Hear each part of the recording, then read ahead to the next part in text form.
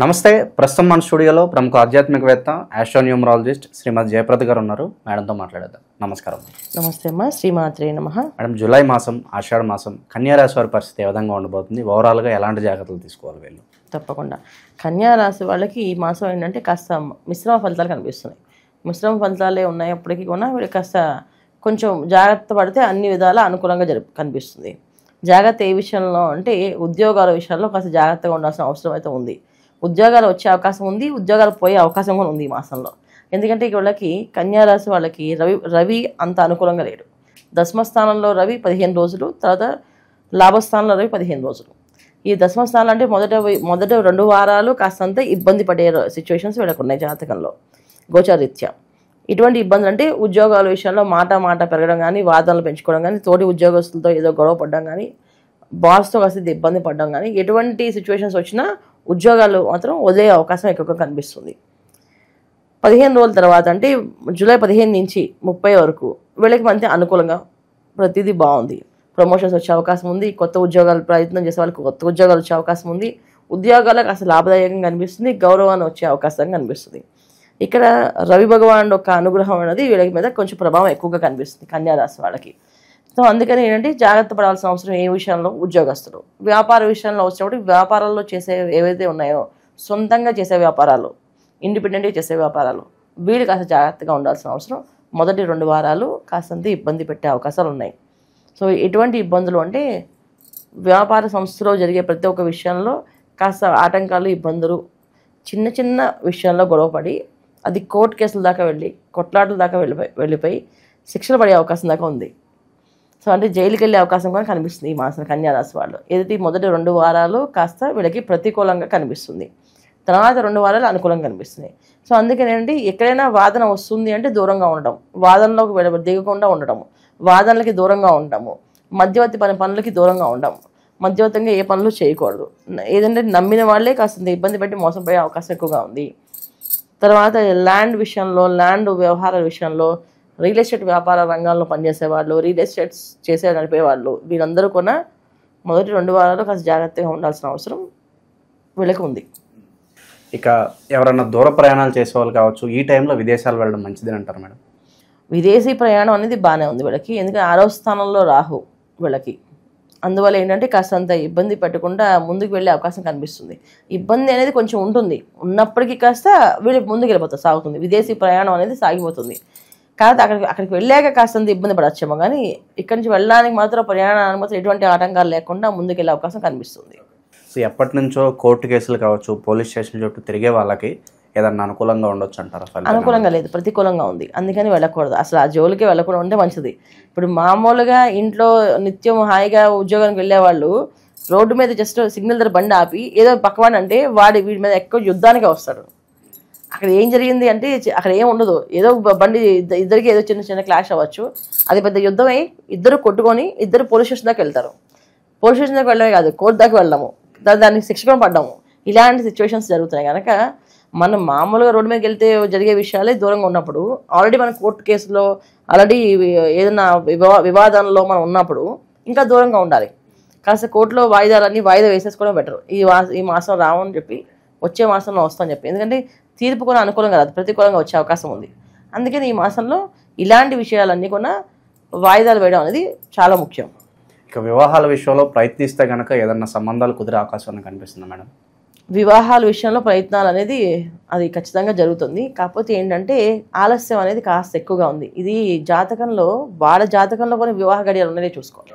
ఇప్పుడు గోచారీత్యా జాతకంలో ఉంది అంటే కుదరదు. అందుకే 7వ స్థానంలో వీళ్ళకి శని భగవాన్ ఉన్నాడు. ఖచ్చితంగా కాస్త ఆలస్యాన్ని ఇస్తాడు, ఆటంకాలను ఇస్తాడు. తర్వాతే వివాహ విషయంలో వస్తుంది, వివాహం జరుగుతుంది. ఖచ్చితంగా శని భగవానుడు శనేశ్వరుడు అక్కడ ఉన్నారు కనుక ఖచ్చితంగా వివాహం అనేది జరుగుతుంది ఈ సంవత్సరంలో. కాకపోతే ఇది ఎప్పుడు జరుగుతుంది అనేది వాళ్ళ జాతకంలో ఎప్పుడు వివాహ గడియలు ఉన్నాయి, అసలు వివాహ గడియలు ఉన్నాయా అయిపోయా. చాలామంది జాతకాల్లో ఏం చేస్తారంటే వివాహ గడియలు ఉన్నప్పుడు చాలా సంబంధాలు వస్తుంటే దాన్ని పక్కన పడేస్తుంటారు, తీసేస్తుంటారు. వద్దు, ఇప్పుడు కాదని. సో వివాహ గడియలు అయిపోగానే ఇంకా ఏ సంబంధం రాదు. అప్పుడు వీళ్ళు చాలా ప్రయత్నం చేస్తుంటారు. ఎంత అంటే మా అబ్బాయికి ఏ ప్రాబ్లం లేదండి, మా అమ్మాయికి ఏ లోపం లేదండి, అయినా మందికి వివాహం అవ్వట్లేదండి, చాలా చక్కగా ఉంటారు వీళ్ళు చూడడానికి అని అంటారు. ఎందుకంటే అక్కడ వాళ్ళ జాతకంలో వివాహ గడియలు అయిపోయాయి. అయిపోయిన తర్వాత మనం ప్రయత్నం చేస్తే అవ్వదు. ఏదైనా సరే మనకి జరగాలి రాసి ఉంటే మన జాతకంలో ఉన్నది జరుగుతుందమ్మా. మన జాతకంలో ఏవైతే యోగాలు ఉన్నాయో అవే జరుగుతాయి. ఆ యోగాలు ఎప్పుడు ఉన్నాయో మనం గుర్తించాలి. ఫస్ట్ ఆఫ్ ఆల్ అది గుర్తించుకోకుండా ముందుకు వెళ్ళిపోయాం అనుకోండి, ఏ టైంలో ఏది చేయాలి. ఖచ్చితంగా ఉద్యోగం ప్రయత్నాలు వెతుకుతున్నారు, ఉద్యోగ యోగం అనేది ఎప్పుడు ఉంది అని చూస్తే ఆ టైంలో మనం ప్రయత్నం చేస్తే ఉద్యోగం వచ్చేస్తుంది. అలాగే వ్యాపారంలో రాణింపు గుర్తింపు అనేది ఉంది వీళ్ళకి అంటే ఆ యోగం ఎప్పుడు చూస్తే ఖచ్చితంగా అది వస్తుంది. అలాగే చాలామంది చూడండి చిన్న చిన్న వ్యాపారాలు చేసి పెద్ద పెద్ద అవార్డ్స్ పొందుతుంటారు. గవర్నమెంట్ సన్మానాలు వస్తుంటాయి, వీళ్ళకి అవార్డులు వస్తుంటాయి చాలా పెద్ద వ్యాపారవేత్తలు అని చెప్పేసి. ఎందుకంటే వాళ్ళకి ఆ యోగం ఉంది. అలాంటి యోగాలు మన జాతకంలో అందరికీ ఉంటాయి.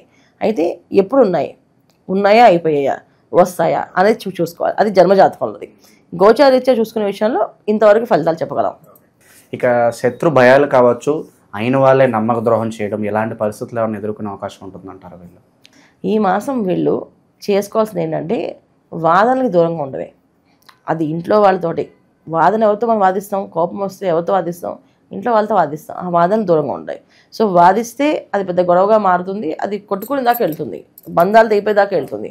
అలాగే పెద్ద రోడ్డు మీద ప్రమాదాలు, చిన్న చిన్న ప్రమాదాలు కూడా మనకి ఇబ్బంది పెట్టే అవకాశం ఉంది. అందుకని ఈ మాసం అంతా వీళ్ళు జాగ్రత్త పడాల్సింది మౌనంగా ఉండడము, ఎక్కువగా ఎవరితో ఎక్కువ తక్కువ మాట్లాడుకుని ఉండడం.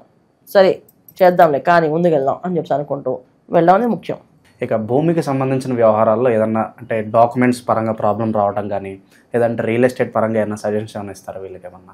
అంటే రియల్ ఎస్టేట్ రంగంలో పనిచేసే వాళ్ళు ఏదైనా ఒక నామాన్ని ఆలాపనగా జపం చేసుకుంటూ దాన్ని కోసం అది ఒక మంత్రంగా కంటిన్యూగా చాంట్ చేసుకుంటూ వెళ్తే అనుకూలంగా అనిపిస్తుంది.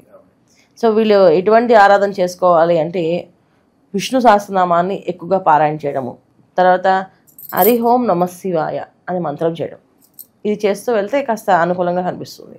ఏ పని చేసినా కూడా కాస్త ముందుకెళ్తే మనకు ఒక పాజిటివిటీ రావాలంటే నిత్యం ఏదన్నా మంత్రం ఉంటుంది మేడం మీరు చదువుకోవడానికి? ఏదన్నా నిత్యం వీళ్ళు నిరంతరం చేస్తే హరి ఓం నమః శివాయ, హరి ఓం నమః శివాయ, హరి ఓం నమః శివాయ అనే మా నామాన్ని ఎక్కువగా జపం చేస్తూ ఉండడం. పొద్దున్న లేచి కాస్త 108 తక్కువ కాకుండా చేయడం. ఎందుకంటే మనం ఎంత బ్రహ్మాండంగా లైఫ్ లీడ్ చేస్తున్నా, మన జాతకం ఎంత బ్రహ్మాండంగా ఉన్నా ప్రకృతి అనుకూలంగా లేదు మనకి. సో ప్రకృతిలో విపత్తులు అనేది మనకి తెలియకుండానే జరుగుతున్నాయి. ఎప్పుడు ఏం జరుగుతుందో, ఏ క్షణాన్ని ఏం అవుతుందో తెలియదు. అలాంటి పరిస్థితుల్లో మనం ఉన్నాం ఇవాళ ఆ పరిస్థితిలో ఉన్నాం కనుక అలాంటి ప్రమాదాల జోలికి మనం వెళ్లకుండా ఉండాలి. అలాంటి ప్రమాదాలు మనకి జరగకుండా ఉండాలి అంటే ఖచ్చితంగా ఇంట్లో ప్రతి ఒక్కరు దైవ నామస్మరణ చేయడము, పెద్దవాళ్ళకి కాళ్ళ నమస్కారం చేయడము, పెద్దవాళ్ళు చెప్పిన మాట పడిచవరం పెట్టకుండా వినడము చేసుకుంటూ వెళితే ఈ కన్యా రాశి వాళ్ళకి అనుకూలంగా కనిపిస్తుంది. సో దానాలు కూడా ఏదన్నా చేసుకుంటే బెటర్ అంటారా ఏదన్నా విశేషంగా? ఆషాఢ మాసం కదా, ఆషాఢ మాసంలో చక్కగా దానాలు అనేది అన్నదానం చేయొచ్చు, వస్త్రదానం చేయొచ్చు. ఏదైనా కావాలంటే వివాహానికి ఒక కన్యకి మంగళసూత్రాలు చేసి ఇవ్వచ్చు, బంగారం దానం చేయొచ్చు. బంగారం చాలా కాస్ట్ ఉన్నప్పటికీ పర్వాలేదు, ఇవి 1 గ్రామైనా దానం చేస్తే మంచిది వీళ్ళకి. చాలా బాగా వివరించారు మేడం. సో ఓవరాల్గా కన్యా రాశి వాళ్ళందరూ కూడా గోచార ఫలితాలు ఏ విధంగా ఉన్నాయో మేడం తెలియజేయడం జరిగింది. సో ఇలాంటి దశలు కనుక మీకు కూడా జరుగుతుంటే ఒక్కసారి వ్యక్తిగత జాతకం పరిశీలన చేసుకోండి, మీ సమస్యకు తగిన పరిష్కారం మేడం ఇస్తారు. ధన్యవాదాలు.